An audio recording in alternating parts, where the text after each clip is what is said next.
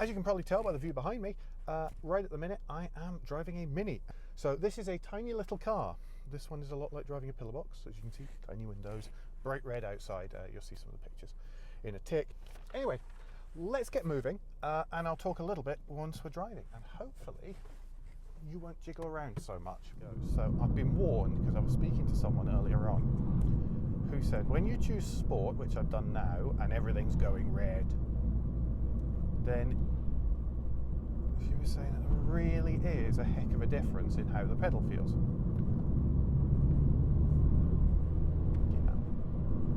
Oh yeah, and he's telling me to go from 6th to 3rd. You don't often get gear indicators doing that.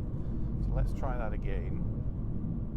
Another thing, this rev matches, and it really, really flatters certainly my meager driving abilities. So probably most people too, but it makes it absolutely lovely. So I'm in sport, the road's a bit wet.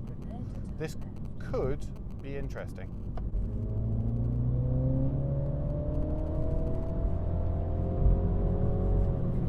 Yes, that's interesting. You control for changing. There's a head-up display, and it's like the Peugeot ones. It's this little plastic tab, and it's very cool. It comes out, it comes straight up, and it comes out of a little door, and it's lovely that way. But it would be better if I could see something. There's loads of room. I'm a bit annoyed about this head-up display actually, because I feel that I should be able to see it. Oh, look at that, and it's showing me the gear and the revs and all sorts of stuff because I'm in sport, which would be brilliant if I could actually see it. And rev matching again. Let's let the truck around. So I've been a real naysayer about new Minis. I've been slightly negative about them. I can't say I'm a fan of the looks. With each generation, they have got more and more challenging. And this 3rd generation, naturally, if that's the case, is the most challenging yet.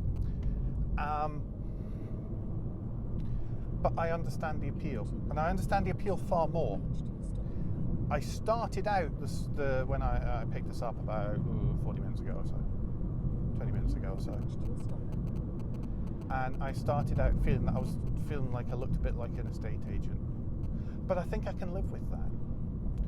And I can live with that because it does actually, inside, retain the feel of the original. The steering wheel is slightly too close to me. The seats are quite nice and upright, and there may be a combination there between the two that causes the steering wheel to be a bit close, but I don't care at this point, actually. I really am not bothered. I love the fact that for such a small car, the windscreen is far away and very, very vertical. As I say, at first it feels like it feels like driving a pillar box, but you do actually soon get used to it. And stuff like the fact that the comedy Tonka toy wing mirrors are so huge. It's there for a reason. It's there. It does it. I have a great view behind me. I mean, the back window's not that big. It's no smaller than the Yaris, really. But I do have this fantastic view behind. It is quite dark in here, but that just makes it kind of cozy.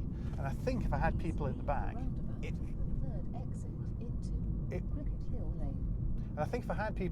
it would be very cozy. This one has odd options, like it's got this middle armrest, which I just would never. If I had the auto, I'd have it. But in this manual, it's uncomfortable when it's down, and when it's up, it gets in the way of my ape-like arms. Shifting the shifter, really. I mean, there is practically no legroom in the back. It's essentially a two-seater. It is essentially, to all intents and purposes, a two-seater. There's not a huge amount of room in the boot either. But in the front it's pretty good. I love these sports seats, fantastic, incredibly grippy. They're just the right size for me. I mean, I'm no midget, but neither am I a total and utter lardass. I thought the circles were going to annoy me. I thought it was going to be like my first geometry lesson, where you get handed the set of compasses and all you do for the rest of the day is draw circles, because all of a sudden you can draw circles, and it's going to be like a big circle in the middle and a little bit of a circle off a circle here, and a bit there, and all these circular dials and the heater controls and all that, and the vents and the bits on the doors, and the door handles are circular, but actually I really like it.